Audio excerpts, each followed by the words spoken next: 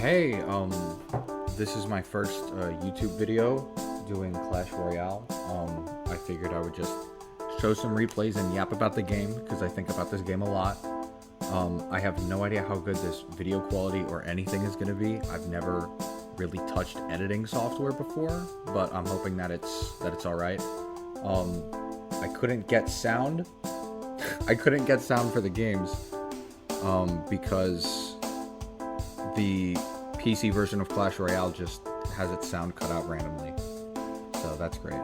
I wanted to yap about the Barb Hut, actually. I found this guy on YouTube, his name is Alt, and he plays the Barbarian Hut a lot.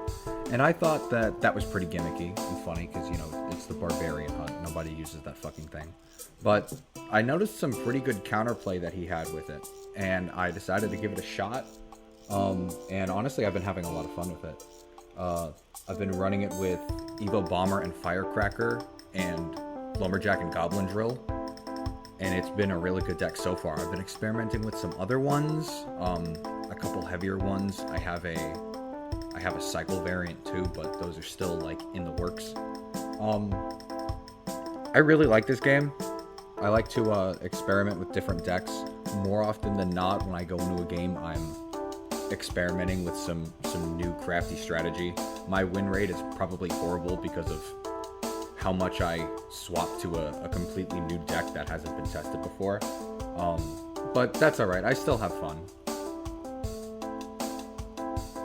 Why am I yapping? I wanted to talk about the Barb Hut a bit. I thought about giving it a rework. Before I started playing it like this, I imagined a rework for it. They did the thing with the Goblin Hut where now it spawns goblins when something's near it. And I thought about the Barb Hut spawning barbs when it gets damaged. So even though I like how the card is right now, just hear me out on this idea. Imagine like the segmented health bars that Cannon Cart and Boss Bandit have, but I'm thinking maybe 4 lines in it, 5 lines, and once the building health passes those lines, it spawns a Barbarian or 2. So I imagine like you lightning the hut, or you just spell the hut in any way, or something hits the hut and Barbarians come out as a response, making it more of like a reactive building than something to build pushes around. I just thought that would have been an interesting kind of rework, seeing a building respond to taking damage more than anything, using it more as I guess a shield for troops for your towers. I think that would be pretty interesting. I hope that they give more of the buildings in Evo. I'm really itching for like Evo Furnace. I would love an Evolved Furnace so much. That's like my favorite building in this game. I think that you get a lot of value out of the Furnace, and I think that because it's got such low hit points, it's really overlooked. But if you put a Furnace on a side and then start a push with some high damaging single target troops, those Fire Spirits can put in some serious work. It is amazing the pushes I've been able to concoct because I have a Furnace helping me out, helping out the heavier troops.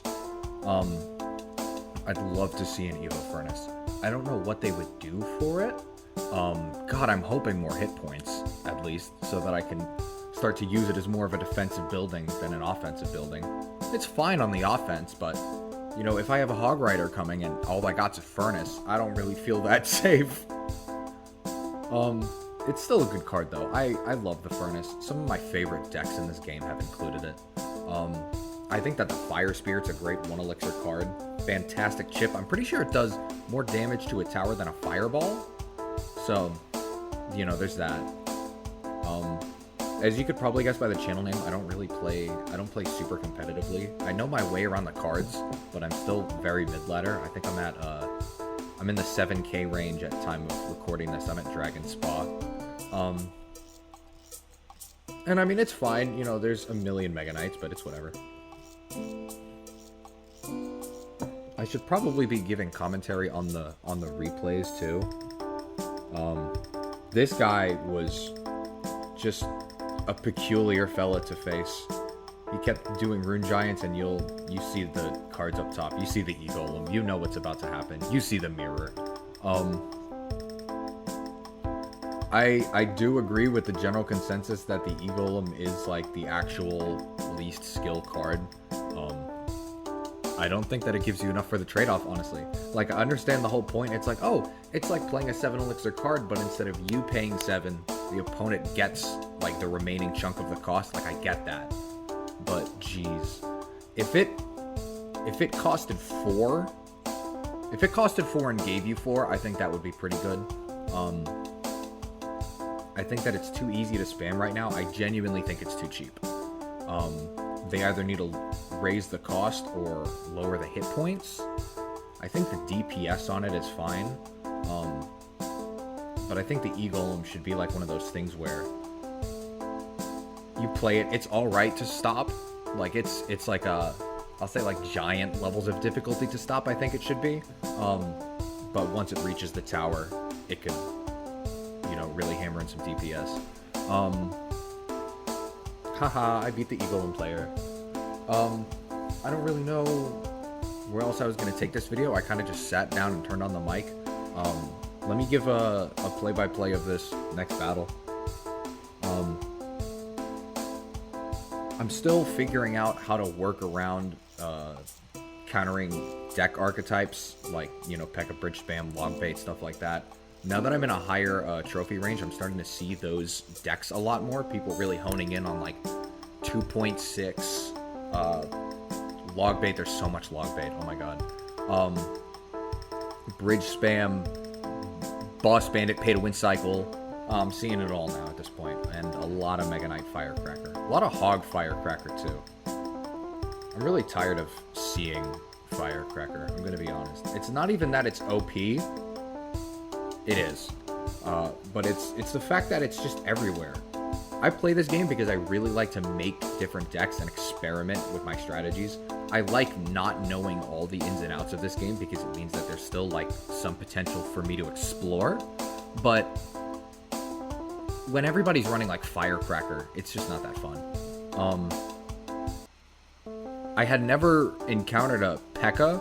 with my Barb Hut decks before this game, so I didn't know if it would be able to counter it, and I figured out pretty quickly that it can't. You cannot counter P.E.K.K.A. with Barb Hut alone.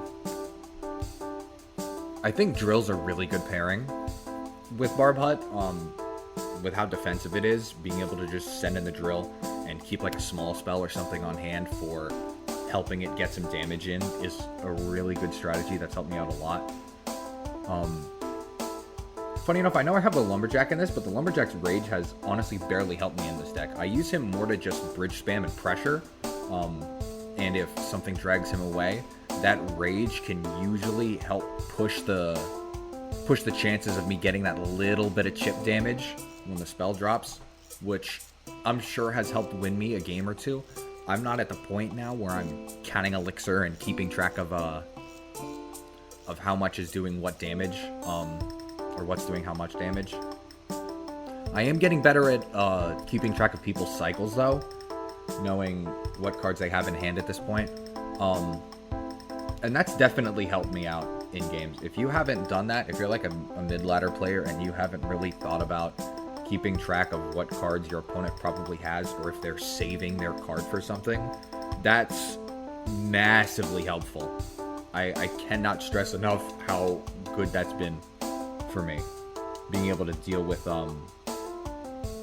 hard counters to my cards by baiting it out with something else. Really satisfying to do, because then you place the thing, they get baited, they play their spell or their hard counter to whatever your win condition is, and then you throw it in the other lane. I haven't been doing it too much in this game. God, I hate Boss Bandit. Oh my god, Boss Bandit. Boss Bandit cannot be that mobile with that many hit points. I'm just saying. Like, I'm just glad it doesn't have Splash. If it had Splash, I think I'd uninstall this video game. I really like split lane pressure. Maybe not even simultaneously, but I love, like, chipping down one tower, and then when they got all their resources there, just throwing like a skeleton barrel or a bush in the other lane and seeing how they deal with it. More often than not, excuse me, it helps me. Well, no, not more often than not. About half the time, it makes me lose a game because I should have been putting all my resources on one tower. But if they ever take one of my towers and I take one of theirs, usually my second tower is on full health and theirs is on half health or less. And it's, yeah. And it helps. Oh boy. Oh, I don't think I can edit audio in this. Oh, I can't cut out that pause. Oh, that's okay. I'll figure out how to do it eventually. Hopefully I upload a little more. I wanna do these. I don't really know what I want to do with the content. Mostly just yap if I can.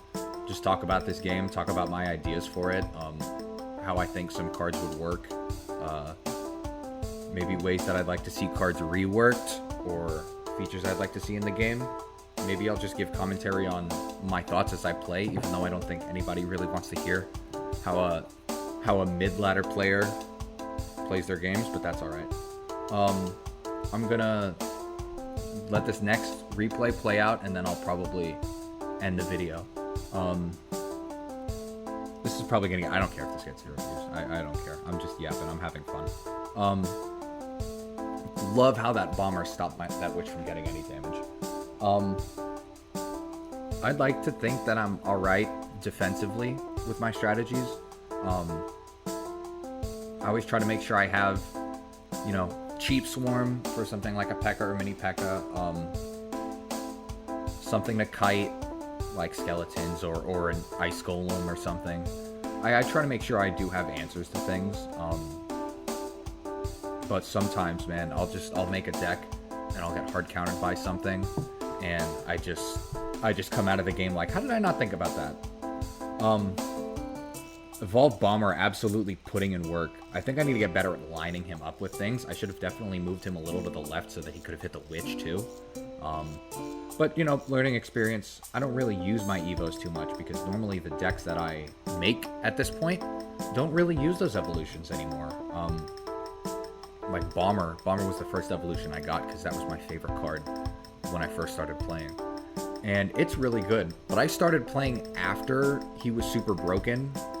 Or after they fixed that, I mean, when he would be able to basically be a win condition. I never got to experience that glorious era of the Evolved Bomber, but it's alright. You can see here, I'm going for that little split lane thing that I mentioned, sending a Drill and a Lumberjack on the other one just because, just to bait out maybe some Elixir. Oh boy. How do I stop this? What do I do about that? Okay.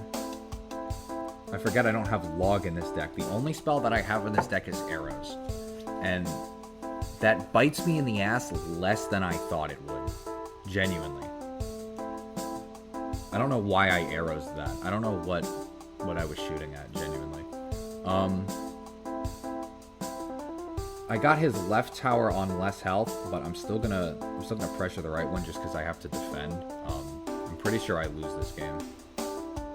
I do want to include mostly games where I win because, you know, I'm egotistical.